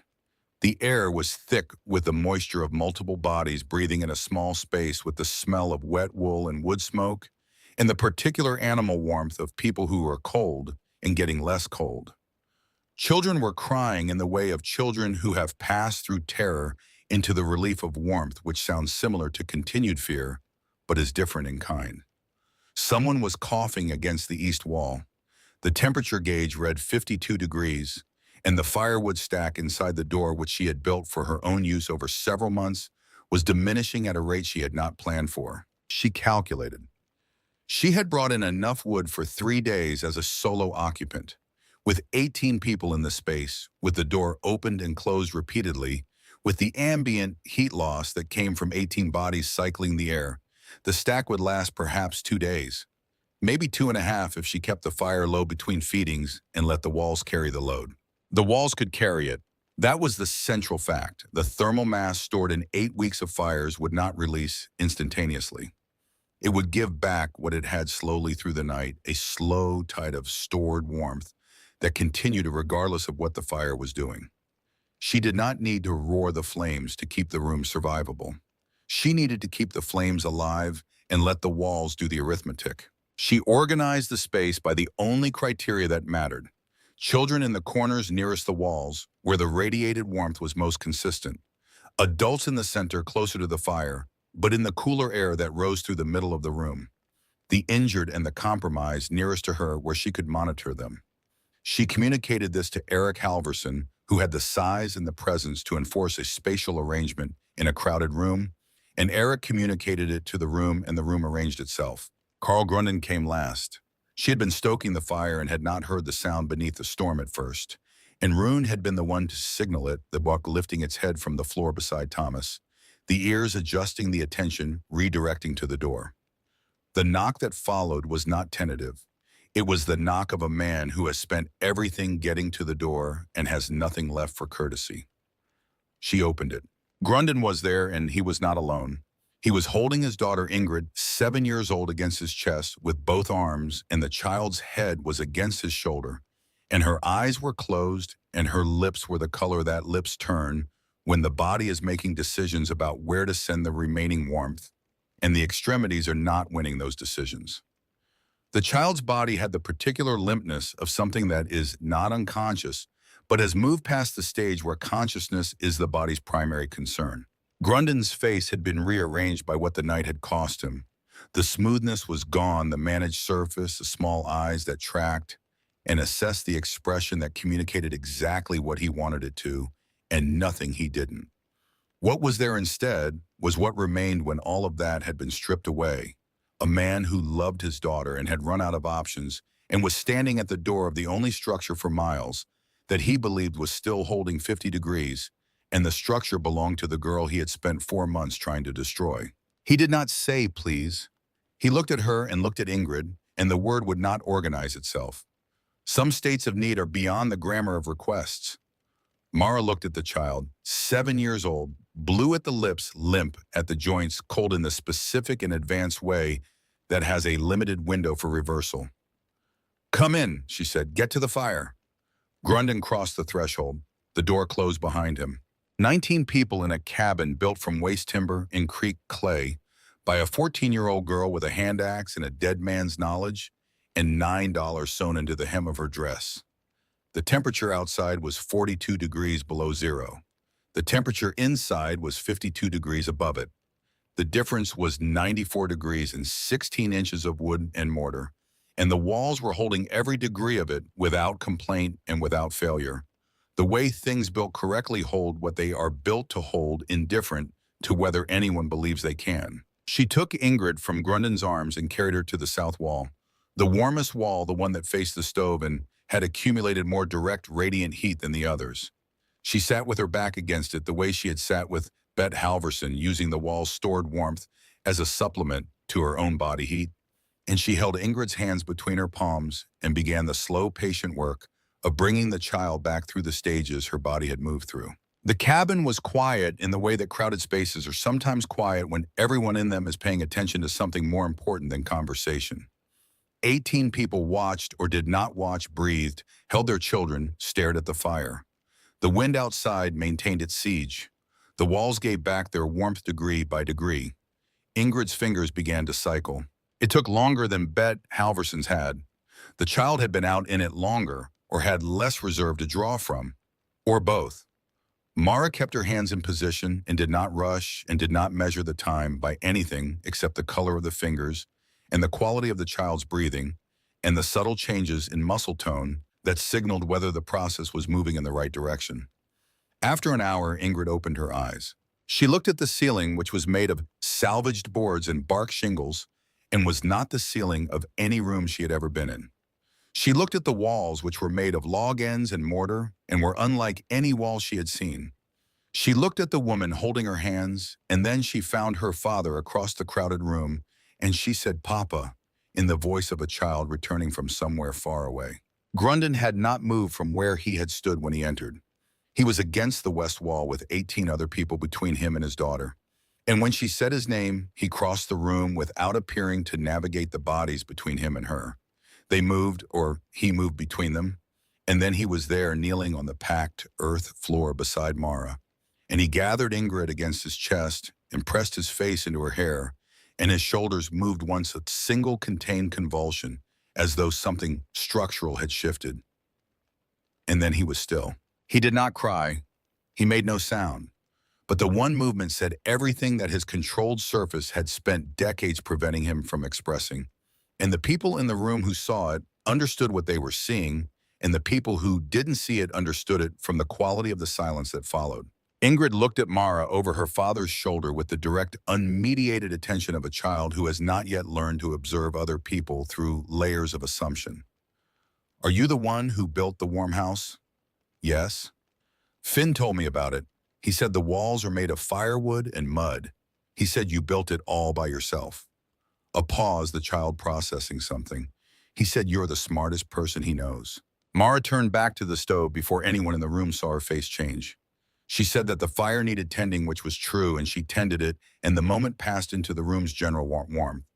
Grunden saw the two letters on the shelf above the stove. She saw him see them, the slight redirecting of his eyes, the brief stillness that followed recognition. He knew her father's handwriting. He had read what her father had written, or enough of it. He knew what the letters contained. The cabin was 19 people deep in every direction, and the storm was making its argument outside, and Grunden was kneeling on the floor of the structure he had spent 4 months trying to eliminate, and his daughter was alive because of it, and the letters were 3 feet from his head. "Did you know what happened to my father?" Her voice was level. Not loud, the room was small enough that level was sufficient. The cabin went quiet in a way that was different from the quiet that had preceded it. This was the quiet of people who have stopped whatever they were doing because something in the air has changed. Grunden looked at the letters. He looked at Mara. He looked at Ingrid, who was watching him with the complete attention of a child who does not yet know how to watch people partially. He opened his mouth. It closed, opened again. For a moment, she thought he was going to speak all of it. The partnership, the timber company, the letter he had sent to the foreman, the hillside, the tree, the date in June. For a moment, the weight of it seemed to be moving toward his voice. "I cannot undo what happened." The words arrived as though they had traveled a long distance and arrived depleted. "That is not what I asked." He held her gaze. She held his.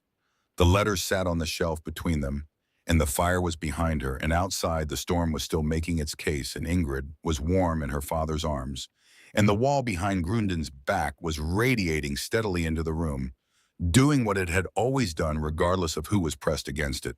His silence answered her question with more completeness than any words could have managed. The guilt was not hidden. It was present in his face the way mineral content is present in creek water, coloring everything visible to anyone who knew what they were looking at. "Give me the child," Mara said. "The blood has to keep moving. She needs to be walked slowly, not too warm, not too fast." She took Ingrid and walked her in small circles in the available space, 2 steps this way, 2 steps back. The child's small feet on the packed earth floor. The warmth of the walls surrounding them both, and Grunden sat against the west wall and watched and said nothing more. The first night was 36 hours long. Mara did not sleep. She moved through the room in the intervals between fire feedings, stepping over and around the people who had arranged themselves across the floor in the configurations that warmth and exhaustion in proximity had produced. She checked the children. She monitored Martin Brandt's ears, which had reached the stage where the skin was blistering superficial frostbite rather than the deeper damage she had feared, the tissue complaining, but not dying. She made sure the widow Angstrom had not been pushed to a cold corner by the unconscious geometry of a crowded room. She fed the fire every 90 minutes, keeping it steady rather than hot, working with the walls rather than against them. She divided the food on the morning of the second day. Everything she had: potatoes, the remaining dried venison flour mixed with water, and cooked flat on the stovetop, divided into 19 portions and distributed without comment or ceremony. Each piece was smaller than a child's palm. No one asked for more. No one complained. The gratitude in the room had a physical quality, a weight, as though the 19th person in the cabin was the awareness of how close each of them had come to not being there at all. Eric Halverson spoke into the quiet of the second afternoon, his voice carrying the flatness of a man delivering a verdict against himself. My cabin has notched log walls, proper construction, experienced builder. I burned 2 cords of wood in 3 days before the roof failed. He paused. My wife kept the children in bed under every blanket we own. The water bucket froze solid every night. Another pause. This cabin is warmer than mine has ever been. Built by a 14-year-old girl from the garbage the logging company kicked aside. The silence that followed was not empty.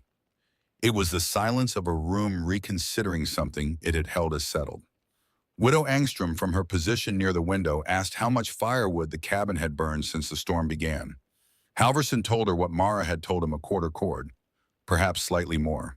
A quarter cord, against the 2 cords Halverson had burned in a cabin that still failed. Against the 3 and 4 cords other people in the room reported burning before their structures gave way or their fires went out. The math was in the room with them, and it was not comfortable math for anyone who had been certain about what was possible and what was foolish. Mrs. Berg spoke from her place against the west wall. Thomas still folded into her, one of his hands resting in Rune's fur. Her voice was quiet enough that the room had to attend to it. I said terrible things about you. Not a confession seeking absolution, a statement of fact delivered with the directness of someone who has decided that the only currency left worth spending is honesty. I told people you were living in improper circumstances. I told them this place was a monument to pride and that God would judge it. Her hand moved against her son's hair. I was jealous. You had courage I didn't have. You built something real with your hands, and I had never built anything except other people's reputations. A pause. I have no excuse. I'm sorry. Mara looked at Thomas, who was watching Rune with the focused, trusting attention of a child who has found the one thing in the room that asked nothing of him. The door was open when the storm came, she said. It's still open. Reverend Halverson prayed that evening. Not the way he prayed on Sundays, not with the projection and authority and comfortable certainty of a man who believes the universe is arranged according to his understanding of it. He prayed on his knees in the corner of a cabin he had called a monument to vanity, in a voice that was quieter than the fire, with his hands folded and trembling. Forgive me for my blindness, he said, speaking to something that was not the room, but that the room contained. I stood in your house and spoke with certainty about things I did not understand. I judged this child, and I was wrong. I used your name to excuse my own smallness. I have nothing left to offer except the truth, and the truth is that I was a fool. The storm made its sound, the walls made their warmth. The prayer settled into the room without requiring a response. Near midnight on the second day, the door opened again. Not a knock this time, just a latch lifting the door, swinging inward against the wind, and a figure falling through the opening and collapsing onto the packed earth floor in a way that was not the collapse of someone choosing to sit down. He was covered in snow from boot to crown. His coat had frozen into a shell that maintained the shape of the wind rather than the shape of the man inside it. His eyebrows were solid with ice. His lips were the color of old ash. His jaw was locked against a cold so total that the muscles had simply refused further movement. He lay on the floor and lifted his head, and his eyes found Mara, through the accumulated damage of 2 miles in 40 below wind with zero visibility, and what was in his eyes was not just the physical extremity. It was the specific relief of a man who has reached the thing he came for. Anders Lindqvist. He had not come because the storm had driven him out. His cabin was holding. He had supplies. He was safe where he was. He had come because he was sitting in his own warmth alone, and he could not stop thinking about her and the wall she had built without his help after he had withdrawn his, because a man with a store had threatened his supply account. He had sat with that for 2 hours. He had stood up and sat back down. He had gone through the argument on both sides, the practical argument, the survival argument, the argument that said he could not help anyone if he was dead, the argument that said a man who chooses flour and nails over a person has made a choice he has to live with. He had put on everything he owned and opened his door. 2 miles in conditions that the storm wanted to be the last 2 miles anyone walked. He had lost the path a quarter-mile out and found it again by feel, by the way the ground changed under his feet, by the direction of the wind, and what it told him about the orientation of the landscape. He had arrived because he had decided to arrive and had not allowed the deciding to become negotiable once he'd made it. She was beside him before she had fully processed what she was seeing. She got his coat off. It had to be peeled rather than unbuttoned, the ice releasing it from his shoulders in sections, and she wrapped him in the only blanket she had not already distributed, and she brought his hands to the now familiar position between her palms and began the work she had done 4 times already that night. His jaw unlocked after 20 minutes of warmth. His first coherent words came in pieces. The voice a wreckage that the cold had been at. I'm sorry. Grunden told me to stay away, and I stayed away. I chose my account over you. I sat in my cabin tonight, and all I could think was I couldn't stand not knowing. She did not tell him it was all right. It was not all right he had stayed away when the pressure came, and that had cost something real, and naming it as all right would have been a courtesy that cost more than it was worth. But she also did not say what she might have said in a different kind of moment, because he had walked 2 miles into a storm that was killing people, a quarter-mile from their own front doors, and that walk said something that his words were not required to repeat. You're here now, she said. His hands tightened around hers, the grip returning as the warmth did, and then his eyes closed and his breathing changed, and he was asleep with the completeness of a person whose body has simply stopped negotiating. She held his hands until the grip relaxed fully into sleep, then set them gently on his chest and went back to the fire. She fed it one more piece of wood. She checked the temperature gauge. 51 degrees. She pressed her palm against the wall. Warm, steady, faithful. The wall did not care who slept against it, or what they had said, or what they had chosen when the choosing was easy. It only held the heat and gave it back. That was all it had ever done. That was all she had asked it to do. The storm peaked in the hours before dawn on the 14th and began its slow withdrawal as the sun rose behind clouds that did not break but did lighten. The roar diminished by increments, not suddenly, not with any gesture of resolution, but by the gradual reduction of a force that had spent itself. By mid-morning, the sound had become something that could be called wind rather than siege, and by early afternoon the snow had stopped entirely, and the world outside the greased paper window was brilliant with the particular hard-edged light of post-storm Wisconsin, everything surface and shadow, nothing soft. Mara opened the door. The Slashfield had ceased to exist as a landscape.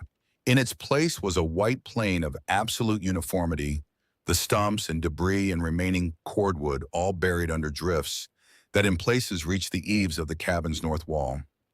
The tree line was still visible, the dark verticals of the surviving trees standing against the white like marks on a page. The sky was a color that had no name between blue and gray, clean in the way that skies are clean, after violence emptied out, neutral offering, nothing. 15 below zero, warm by comparison. She stood in the doorway and breathed air that cut the lungs with precision and looked at the world the storm had made, and behind her, inside the walls she had built from the Slashfield's garbage, 19 people were alive. Eric Halverson was the first to go out. He dressed without speaking, nodded to Mara, and stepped into the drifts. He sank to his thighs. He did not look back. He returned 2 days later with a list written on the back of a feed receipt, standing in the cabin doorway, with the flat voice of a man who has learned to report catastrophe at one remove from himself in order to get through the reporting. 235 dead across the upper Midwest. Minnesota, Dakota Territory, Nebraska, Wisconsin. 213 of them children caught by teachers who had looked at the warm morning and seen no reason not to send them home at the regular hour. The Lindqvist family, 4 miles south, the father found frozen 30 feet from his barn, the mother and 3 children in their cabin with the fire out. The youngest was 4. She was in her mother's arms. The Gustafson boy, 11 years old, found standing upright in a field with his schoolbook still under his arm. He had been walking in the right direction. He was a quarter-mile from home. Einar Kvelstad, found 20 feet from his own front door. 52 years old, 9 Wisconsin winters. The scars on his hands from the winter of 1881, when the cold had taken the skin and left the rest. The man who had stood at the edge of Mara's camp in August and told her plainly without cruelty that she would die in that pile of rubbish and no one would find her body until spring. The man who had carried her father's axe 2 miles through October forest and set it on a stump without apology and then walked away. He had gone out to his barn when the storm hit. He had been 20 feet from his door when the wind took his sense of direction, or his legs, or both, and the 20 feet had become permanent. The pile of rubbish held 52 degrees. The man who named it rubbish lay under the snow 20 feet from his door in the winter he had not survived. Mara looked at her father's axe against the wall. The handle, worn smooth by her father's hands, inherited by Einar's care, passed to her without ceremony. She thought about the walk Einar had made in October with the axe in his hands, 2 miles of forest, and the axe placed on the stump, and the statement that the walls needed to be 7 feet, and then the departure. He had not admitted she was right. He had brought her the tool to prove it herself. She wished she had a way to give him back the warmth he had carried to her door. She did not cry. There were 19 people who needed water heated and food prepared, and a path dug through the drifts to the woodpile, and the practical work of surviving the days immediately after a catastrophe. She did that work. She kept the record of Einar in the part of her that kept records, and she let the rest of it wait. The reckonings came one at a time over the following week, each one different in shape, each one carrying the weight of what the storm had clarified. Halverson came back from his rounds on the 4th day and asked to learn how to build the walls. He stood in the cabin doorway and said it without preamble. When the snow melted, if she would teach him, he would teach anyone who asked. He nodded once and went back out into the drifts. His wife came the next day alone and pressed her palm against the exterior wall and held it there in the cold for a long time. When she finally took her hand away, she was crying, and the crying had nothing to do with the wall itself. It was for the water bucket that had frozen solid while her children shivered under every blanket the family owned, for the knowledge that it had not needed to be that way, for the specific grief of understanding too late what had been available all along. The widow Engstrom asked one question: could a woman build these walls alone? When Mara said yes, something in the widow's face opened in the particular way that doors open when a key that has been missing finally appears. Reverend Halverson came on the 5th day. He stood in the clearing and removed his hat and held it in both hands and spoke to Mara with the voice of a man who has stripped something down to its foundation and found the foundation smaller than he had believed it was. I preached against you from the pulpit. I called this place a monument to vanity. I said your pride would be your undoing, and I told my congregation to pray for your repentance. He held his hat. I was wrong about everything. I used God's name to justify my own smallness, and I don't expect your forgiveness, but I wanted you to know that I know. She looked at him for a moment. He looked smaller than he had on the Sundays when she had seen him from a distance passing through Merrill on errands, the man who occupied the largest building on the block and filled it with certainty. The door was open when the storm came, she said. It's still open. He put his hat back on. He thanked her. He walked away. The following Sunday, he preached about humility, about the sin of certainty, about a child who had built something that every experienced adult in the county had called impossible, about what it meant to confuse your own limits with the limits of the possible. He did not name her. He did not need to. Sheriff Arndt came on the 7th day with a document. The county board had met in emergency session. In light of the storm, in light of what the cabin had done during it, in light of the number of people who had survived in it, while proper structures failed around it, the board had declined Grunden's petition. The land remained in trust under Ingrid Holst's name as filed. He also handed her the November eviction notice already torn in half. He said he should have torn it in November. Mrs. Edberg did not come back. She had said what she had said during the storm, and she did not supplement it. But the gossip stopped completely overnight, as though a mechanism had been switched off. Nothing more about improper circumstances. Nothing more about monuments to vanity. The silence was its own kind of accounting, the kind that costs a person who runs on noise more than the noise itself would have cost. Carl Grunden came on the 9th day after the storm alone on foot. He walked into the clearing from the road with the deliberate pace of a man who has rehearsed this walk many times and discovered that rehearsal does not make the actual walk easier. Rune raised its head but did not growl, only watched with the alert neutrality it reserved for situations it was still assessing. Grunden stopped 10 feet from the door and looked at the walls. He took his time with it, looking at the 16-inch depth visible from the top, the mortar lines, the salvaged door frame fitted into the cordwood, with the jury-rigged elegance of a structure built from whatever was at hand. He looked at all of it, and then he looked at Mara, and then he looked away. He produced a letter from his coat, a formal document written on the store's stationery, signed and dated, withdrawing his claim petition to the county board. She took it, read it, folded it. "And my father," she said. The clearing held the specific silence of a place where something important is being decided. The cold was still present, but had lost the killing quality. It had become ordinary cold, the kind that Wisconsin lived with for 6 months a year and worked around and called winter. Grunden's face moved through several configurations without settling on one. He opened his mouth. He had come here knowing this question would be asked, had walked the 10 days since the storm, knowing that the letter was necessary but insufficient, and still the words would not organize themselves into anything that bore the weight of what they needed to carry. "I cannot undo what happened."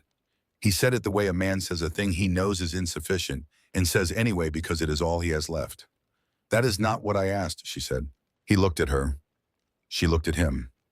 The 2 letters were on the shelf inside her father's careful slanted script, describing a partnership and a betrayal in a hillside in the 11th of June, 1886. Grunden knew the contents. He had known them since the moment he saw the letters on the shelf during the storm, had spent the entire night in the cabin knowing what was 3 feet above his head, knowing what it said, knowing that she knew. His silence confirmed everything his voice would not deliver. It filled the space between them with the completeness of a confession, not because silence is confession in the legal sense, but because some silences carry the shape of what they are not saying, and this one carried it plainly. "Go," she said. He turned. He walked back through the Slashfield past the stumps and the buried debris in the creek whose clay deposits he had spent a man's life and a man's trust to acquire.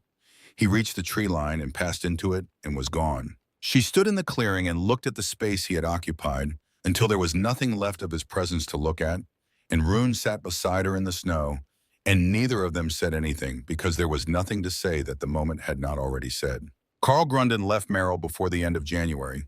He sold the general store to a family named Kessler, who had come up from Oshkosh looking for an established business in the North Country. He boarded a southbound train on a Thursday morning, and no one in the county received word of him again. The Kesslers extended credit to every homesteader within 30 miles without conditions, without leverage, without the particular pressure of a man who understood that the person who controls what you need to survive controls everything else as well. The store became what a store is supposed to be, a place where people buy what they need and go home. Mara did not speak of Grunden again. She did not show the letters to the sheriff or the county board or anyone who might have used them as instruments in a legal proceeding. The letters stayed on the shelf where they had survived the night that had changed everything beside the jar of pickled beets and the coil of rope and the other objects that Finn had brought from 2 miles away as offerings to a warm house that did not yet have any warmth in it. They were her father's words. They belonged to her. She did not owe the world her father's pain as a currency for anything. The spring came the way Wisconsin springs come slowly, grudgingly, the snow holding into April before the ground softened enough to confirm that the season had genuinely changed. The creek ran clear again. The buried debris of the Slashfield reemerged as the drifts receded and the meadow came back into visibility, and the tree line showed the first tentative green of trees that had survived and were beginning to say so. People came. Halverson built a cordwood storage shed in March as a learning project before attempting anything larger. His wife reported that it held heat better than the main cabin. By April, they had begun laying the foundation for a cordwood addition to the house itself. The widow Angstrom arrived in May, 53 years old, no one to help, presenting herself at the clearing on a morning in early spring, and saying simply that she was ready. Mara spent 4 days at the widow's homestead, showing her each step how to sort the wood by diameter, how to mix the mortar, how to layer the sawdust insulation in the wall cavity, how to read the surface of the drying mortar for the early signs of shrinkage that required adjustment. The widow's walls went up slowly. They went up. A family arrived from 20 miles south who had heard the story through the network of neighboring homesteaders. The girl in the Slashfield, the trash cabin, the 52 degrees during the worst blizzard in 50 years, the 19 people who had walked to her door in the dark and been let in. They stayed a week and learned and went home and built their own. Mara taught everyone who came. She refused payment every time.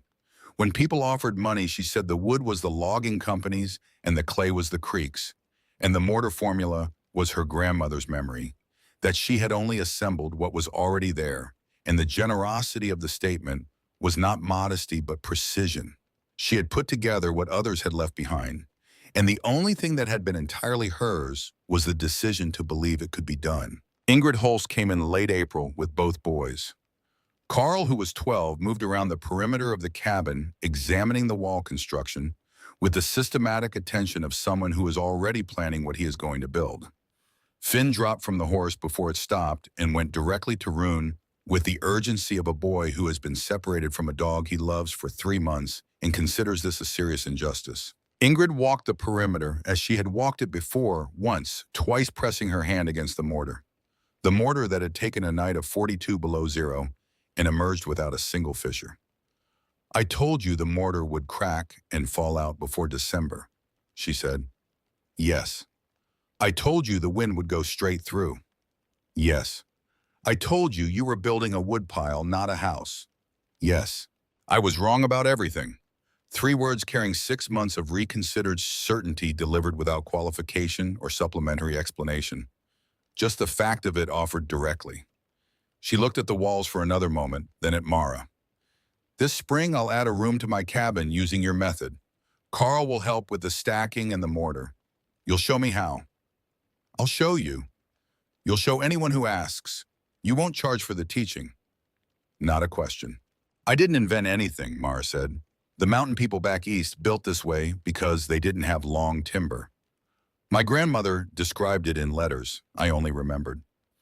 Ingrid looked at her with an expression that had moved beyond assessment into something else, the expression of a woman who recognizes a kind of strength that does not announce itself. "You remembered something that kept you alive when 235 people died. That is worth more than invention." She gathered her sons and mounted her horse. At the tree line, Finn turned back and waved with the full-arm enthusiasm of a 10-year-old who does not see the point of small gestures. Rune barked once. Mara waved back. One afternoon in late summer, Mara stood at the edge of the Slashfield and looked at the place where her father's initials had been carved into a stump that was now barely distinguishable from the new growth coming up around it. The meadow grass had reclaimed the ground where the debris had been cleared. Small trees were coming up in the gaps between stumps, reaching for the same light the old forest had reached for, patient and indifferent to what had happened here before they arrived. She had the 2 letters with her, not to show anyone, not as evidence, not for any external purpose, just to read one more time in the open air before returning them to the tin box under the hearthstone where they had spent the winter. Her father had hidden them because someone might come looking. Someone had come looking. The someone had been outbid by a widow with $14 and had boarded a southbound train and was not coming back. She folded the letters carefully and returned them to the tin, pressed the hearthstone back into its position above them. The stone sat over the letters the way it had sat over them through the night that had changed everything, and the fire had burned over the stone, and the warmth had moved through the walls, and the walls had held. The knowing was her grandmother's. The building was hers.